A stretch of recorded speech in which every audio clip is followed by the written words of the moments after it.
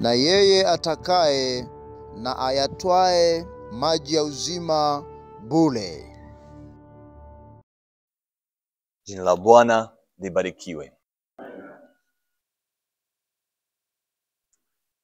Naomba tufungue vitabu vyetu kwa ukurasa namba 43.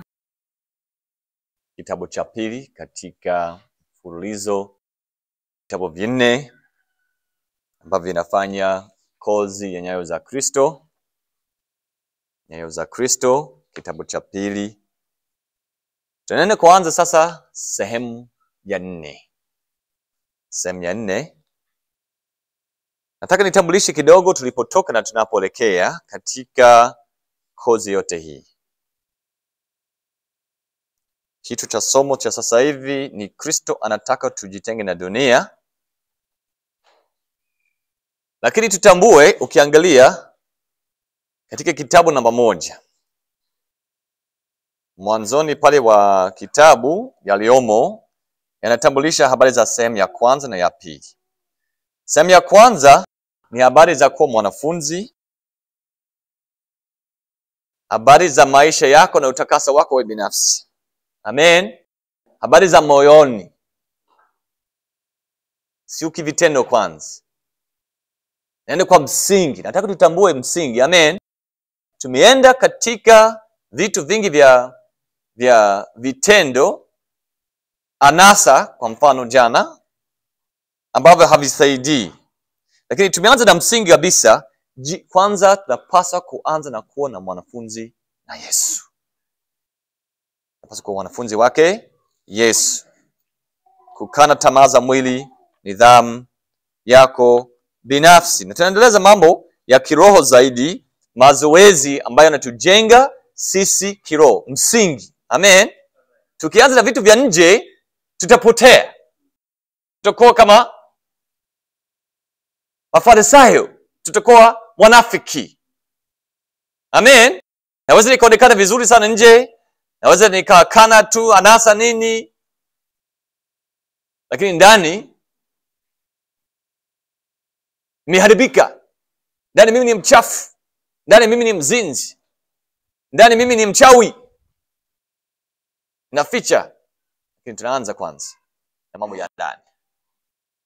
Inayofuata hapa sehemu ya pili ambayo tumepitia jana tayari ni habari za kuwa na ibada yako binafsi. Je, nataka nirudie nisisitize hayo. Amen. Je, unayo ibada yako binafsi? Una msingi wako wa neno, unatafakari neno, unakuwa na maombi? Sawa, unatenga. Hapa ninafundisha habari za kutenga muda. Ni msingi kutenga muda, lakini msingi zaidi unatembea na Mungu kila saa, kila dakika. Unakuwa naye, unakaa ndani ya Yesu. Amen. Habari za mawazo yetu, hasira, mambo ya ndani. Amina. Mpaka tunaanza kwa lugha sasa, tunaanza kuja kwa nje kidogo. Tumeenda sasa katika kitabu cha pili. Tumepitia sehemu ya pili. Hiyo sehemu ya pili inaanza kutaja vitu, vitendo, vitu ambavyo havisaidii, vinavyopingana na roho. Tumeongea habari za runinga. Tumeongea habari za dance, michezo, mipira, sigara, nini, tamaa ya fedha, vitu ambavyo pengine ni anasa, pengine ni vinapinga, vitu vya nje sasa ambavyo havisaidii. Tunaenda sasa katika Kristo na jamii. Amen. Haya, ndio mada yetu katika sehemu ya 4. Pale kurasa namba 3, kitabu cha pili, unaona kuna masomo kuanzia somo la 17 mpaka 22. Na nitagusa kidogo tunapoelekea katika kitabu cha 3. Tunaenda kuzungumza sana habari za kanisa. Kwanza kati ya wewe na jamii, yani watu wote ambao majirani ambao unakaa nao, wewe na jamii ndio tunaenda sasa. Lakini baada ya hapo tutaenda katika sehemu ya 5 tunapojifunza habari za Kristo na undugu wale wa kanisa. Halafu tunabaki na sehemu 3 tena 6, habari za familia yako, mahusiano ya familia. Sehemu ya 7, wewe unavyoendana na mali za dunia, jinsi ya kutumia mali za dunia bila kuharibika. Na tunamalizia somo la 40 katika sehemu ya 8, wito. Jinsi ya kujitoa kwa hayo yote. Sasa kuanzia msingi kabisa, mambo ya ndani mpaka vitendo, mpaka mahusiano yako kwa jamii, kwa familia, kwa kanisa, ndio wito. Sasa inatakiwa tuitike katika wito. Sasa tuko katika sehemu ya 3. Kristo dhidi ya tabia, sehemu ya 4. Tumeshafanya dhidi ya tabia mbaya ambazo zinanasa. Sasa tuko Kristo na jamii. Na la kwanza katika Kristo na jamii ni somo letu. Kristo anataka tujitenge na dunia.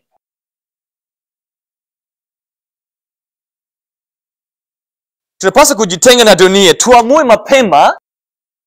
Hata mijadala ile tuliyopata jana, tunahangaika anasa nini, mipira nini. Kitu cha msingi ambayo tutuongoze, tusihangaike kusema mbona hii haina dhambi. Weka msingi. Je, umeamua kujitenga na dunia? Usipokuwa na msingi hapo, utahangaika, utasema lakini unajua sio dhambi moja kwa moja, na iweze kaangalia tu runinga na jifunza chochote. Hai.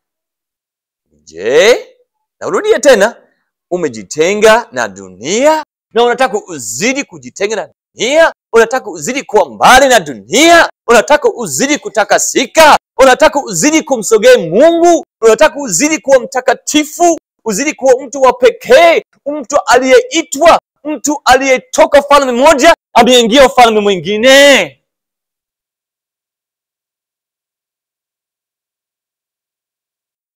Huwezi kulisha mwili na wakati huu unalisha roho.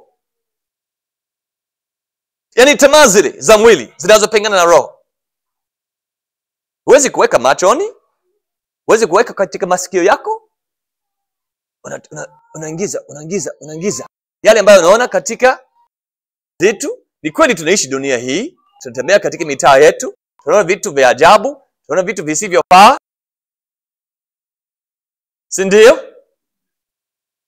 Hatuwezi kuepuka. Tulizungumza jana habari za kukaa katika basi. Karibu kila basi, hata zingine basi zilizochakaa. Yaani unafikiri tairi haifanyi kazi, lakini lazima runinga inafanya kazi. Tairi inafanya hivi na yumba, lakini angalau alafu speaker. Daladala zilizoharibika zaidi zina speaker kubwa nyuma. Ndio dunia. Na tunapanda katika usafiri. Mimi napanda katika basi. Sio kila siku natembea na gari. Lakini tunapaswa kuwa makini. Mwingine alitoa shauri jana akasema hata familia ni tabu zaidi. Nikasema hata mimi naona ni vigumu sana kusafiri kwenye basi na watoto wangu. Nikasema ndio kinachofanya, na hakikisha kila mtoto ana kitabu. Haya. Siti mbele iko hapa, runinga pale, shusha kichwa, shika kitabu. Ndio wazazi tunapaswa kuwa makini sana. Mungu atusaidie, kwa sababu tunajua tunachoingiza hapa inaleta matunda yake. Utake, usita. Ukubali, ukatae. Ndivyo tulivyo. Lisha mwili vitu vile vinavyopingana na roho, ambavyo havisaidii kiroho, basi unadhoofisha roho. Hata kama nasema nitajifunza chochote, ndivyo livyo. Kwa hiyo weka uamuzi kabisa kwanza katika msingi huo. Je, unataka kujitenga na dunia? Twende katika waraka wa pili wa Korintho sura ya 6, ndio tunapata sana somo letu hapo.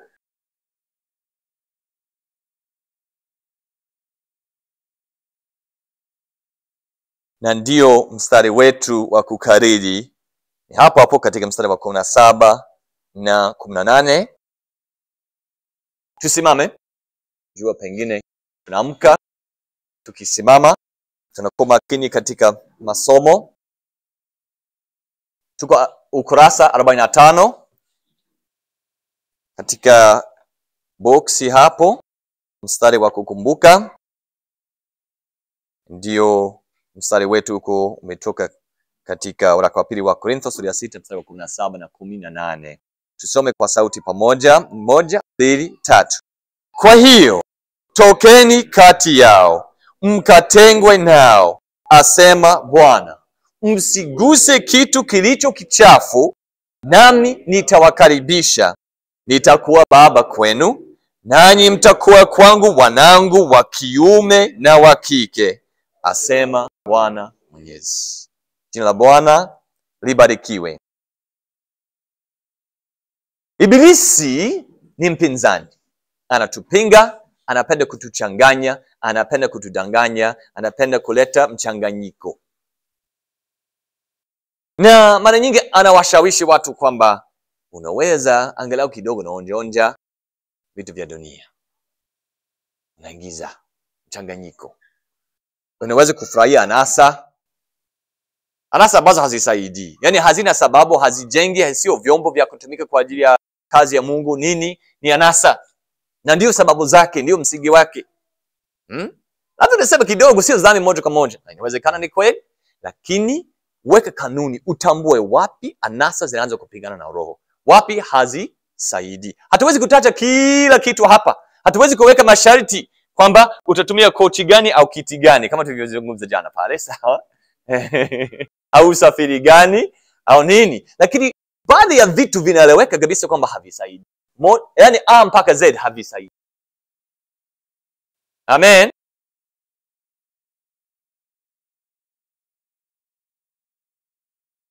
Neno linasema msifungiwe nira pamoja na wasioamini. Ina maana kwamba tunakuwa makini sana kutengana na wale wa dunia. Mstari wa 14 hapo katika waraka wa pili wa Korintho sura ya 6. Mstari wa 14, msifungiwe nira pamoja na wasioamini kwa jinsi isivyo sawa sawa. Kwa maana pana urafiki gani kati ya haki na uasi? Pana urafiki gani kati ya haki na uasi? Tena pana shirika gani kati ya nuru na giza? Tena pana ulinganifu gani kati ya Kristo na Beliari? Au yeye aminie anasema gani pamoja na yeye asiamini? Tena pana mapatano gani kati ya hekalu la Mungu na sanamu?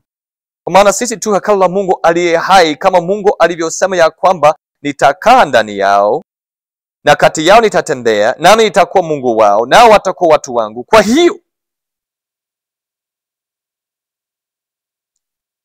hiyo naamini neno muhimu katika kifungu chote hiki kuanzia mstari wa 14 mpaka mwishoni wa sura pale 18, au hata kuongeza pia mstari wa kwanza sura ya 7. Narudia. Kwa hiyo Mungu anakusudi. Tunakiri kwamba Mungu ametuokoa kutoka dhambi.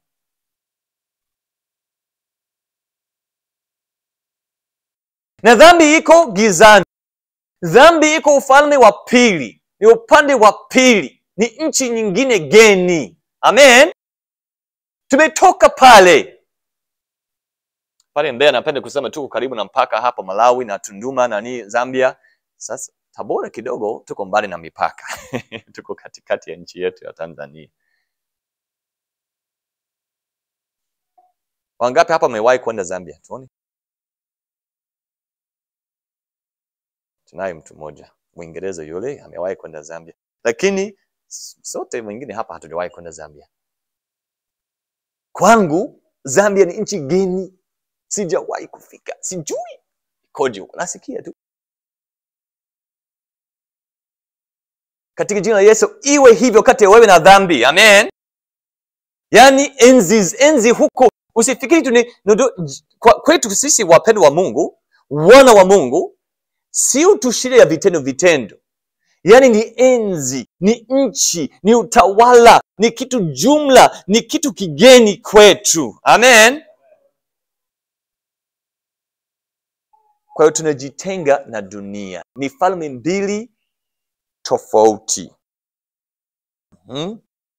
Kama unataka, kama moyo wako unakupeleka mbinguni na mapenzi yako ni kumwona Mwokozi wako, Bwana wako aliyekuokoa,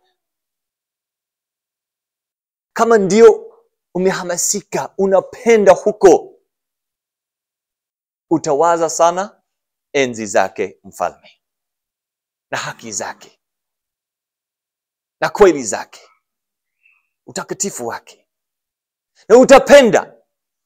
Kweli tuko katika mwili huu, na mwili huu ukikaa katika basi ni shida.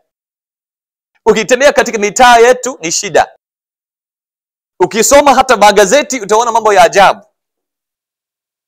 Hiyo ni kweli. Na tutajaribiwa, na macho yatavutwa, masikio yatavutwa, na mawazo yatavutwa pabaya. Pengine kila siku. Sawa. Na pengine wewe umeokoka sasa hivi na umekuwa na majaribio yako. Wengine tunao kama kanisani wamekuwa ni malaya, sasa hizi wameokoka. Tunao. Wanapata matatizo, yani changamoto zao za mazoea. Basi wanapokuwa wachanga katika imani, wanapata majaribu ya ajabu kuliko mimi siwezi kujua. Lakini yeye na mimi tuko sawa tu kwa hili moja. Wote tunampenda mfalme. Na tunaenda mbinguni. Amen. Na tunaendelea kupeleka mawazo na mapenzi yetu huko mbinguni. Tunazidi kujitenga na huko nchi nyingine ambayo sasa ni geni kwetu. Ndio mahoja yake. Pana ulinganifu gani? Hakuna. Ni vitu viwili tofauti. Mwanga na giza haviwezi kuchanganyikana. Haviwezi kuchanganyikana. Tumesikia sana habari za ushirikina, nguvu za giza, lakini sasa nataka tuangalie moyo. Tunapoendelea sasa katika sehemu hii ya kozi. Katika sehemu hii ya kozi tunajifunza vitu vingi, lakini hata hili somo ni la msingi kwamba sisi tunapaswa kwa moyo wetu tujitahidi, tutafute, tutenge muda, tuwe tunatafakari, tunaingiza neno la Mungu, tunakaa katika maombi, tunamwomba Mungu, tukitembea katika mabasi, tukitembea mitani, tukichanganya na dunia hii, tunamwomba Mungu kila wakati. Tunakuwa na vitabu, tunakuwa na neno la Mungu. Unajua ni vigumu sana kuweka tu uamuzi, nisiende huko, nisipeleke mawazo ya macho huko, usipokuwa na sempa kupeleka mawazo na macho. Kama nilivyofundisha vizuri sana kaka Jason mwanzoni, kaka Smith, kwamba katika mawazo ni kama maji. Ongeza tu mazuri, mabaya yatatoka tu. Ongeza ya mbinguni, nchi yetu tunapolekea, na nchi yetu ambamo tunaishi sasa hivi, sisi ni wana wa Mungu. Kwa nini nasema maneno muhimu sana hapo? Ni maneno hayo, kwa hiyo. Kwa hiyo. Turudi nyuma kidogo, mstari wa 16. Anakumbusha kwamba sisi ni hekalu la Mungu. Hatuna mapatano na sanamu. Sisi ni hekalu la Mungu aliye hai. Tuna ahadi ya Mungu kwamba anasema nitakaa ndani yao. Ndio maana hekalu, uwepo wa Mungu ndani. Nitakaa ndani yao, na kati yao nitatembea. Naamini hapa ni maana ya wewe na mimi na nani kwa pamoja tunashiriki maisha matakatifu, tunaabudu pamoja, tunakuwa wazi kukiri makosa yetu, madhaifu yetu, tunaombeana, ndio ushirika. Basi katika mazingira kama haya Mungu yupo, anatembea kati yetu. Nitakuwa ndani yao, nitatembea. Anasema maneno ya ajabu hapa. Nami nitakuwa Mungu wao. nao watakuwa watu wangu. Ndio hali tulinayo, ndio hali tunayotaka, ndio mahusiano tunayotaka. Tukifika mbinguni hayo yote yatakamilika. Lakini sasa hivi, unajua Yesu alituambia tunavyopaswa kuomba. Sio kama Mungu nisaidie, niachane na dhambi, nifike mbinguni. Mungu nisaidie nisikose mbinguni. Mungu nisaidie. Omba hivi: ufalme wako uje, mapenzi yako yafanyike duniani kama yalivyo mbinguni. Mwingine amewahi kusema na nimekubali kabisa hivi: asiyeleta mbinguni hapa duniani hata ifikia mbinguni baada ya dunia hii. Narudia, asiyeleta mbinguni hapa alipo duniani hata ifikia mbinguni baada ya dunia hii. Basi katika mazingira yako, katika familia yako, jamii yako, kanisa lako, ndoa yako, leta mbinguni. Wewe kama binadamu una sehemu yako, una maamuzi, una kujitoa.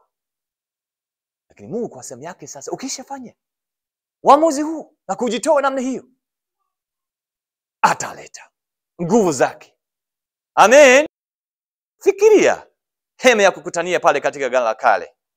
Hakuna mwanadamu yeyote ambaye angeweza kuleta wingu kushuka na kuingia patakatifu sana pale. Ni ya Mungu kabisa. Kuna mwanadamu yeyote anayo uwezo. Lakini sisi ni hekalu la Mungu. Amen. Sawa na hekalu la Sulemani au hema kukutania pale. Lakini pasipo kuandaliwa vizuri hema au hekalu kwa maelekezo ya Mungu, kuna masharti, kuna sheria, kuna masharti ya hekalu.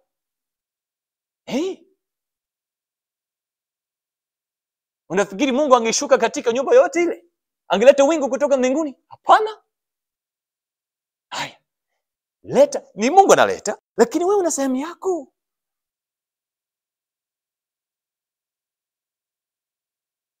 Amen. Na mimi na sehemu yangu.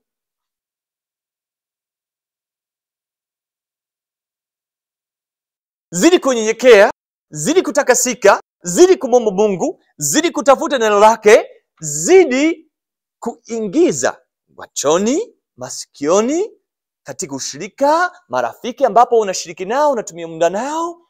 Uwe makini, fanya maandalizi, takasa hekalu, andaa nyumba. Wakati upo katika mwili hapa duniani, tunaambiwa mwili ni hekalu. Sio tu sisi tufikie mbinguni, sawa, hili lipo, lakini la ajabu zaidi ni Mungu ashuke chini duniani.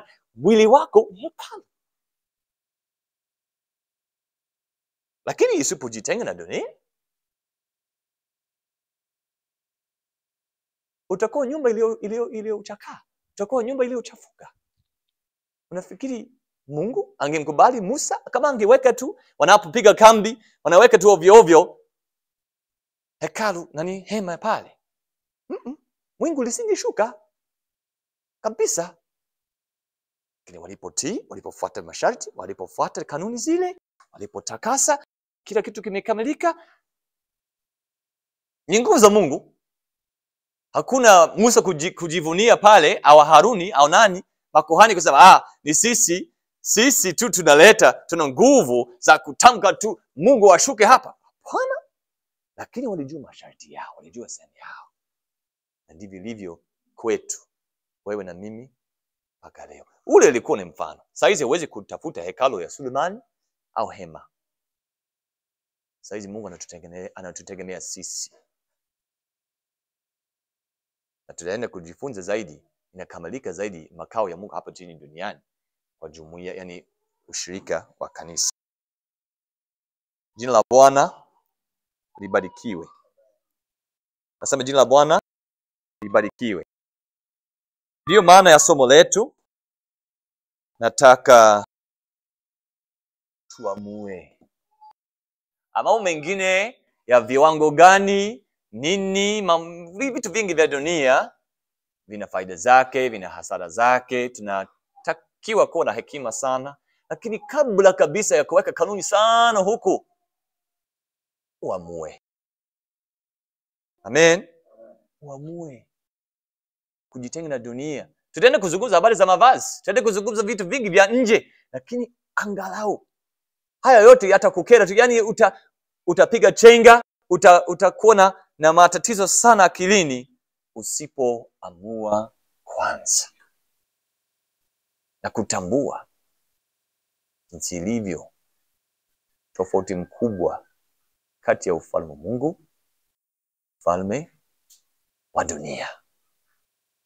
Falme mbili tofauti, zinapingana, haziendani, ni nuru na giza. Hai, kama kweli umeamini, kama kweli umeokoka, na kweli Mungu anafanya miujiza yake, anakuhesabia haki. Ingawa kuna haki nyingine, kuna utakatifu mwingine ambao ni endelevu, ndio kutakasika. Ndio inakutaka wewe uamuzi wako leo na kesho, kila siku. Sio tu pale unapookoka, uamuzi ni tena ni upya kila siku. Ndio maana pale katika Yohana, hatuna muda, nilitaka nisome pale katika Yohana 15, lakini kwenye kitabu tuona maelekezo. Nilitaka nisome huko kwamba mwili unapaswa kuamuru mwili kila siku kukaa ndani ya Yesu. Roho ukai, yani unaagiza mwili usiruhusu kwenda tofauti, lakini rohoni unakaa ndani ya Yesu. Kuna hadi ya ajabu pale katika Yohana 15, Mungu atakavyofanya kwa sehemu yake. Kishafanya uamuzi, jitenga na dunia, ukai ndani ya Yesu. Basi muda wangu umeishia hapo.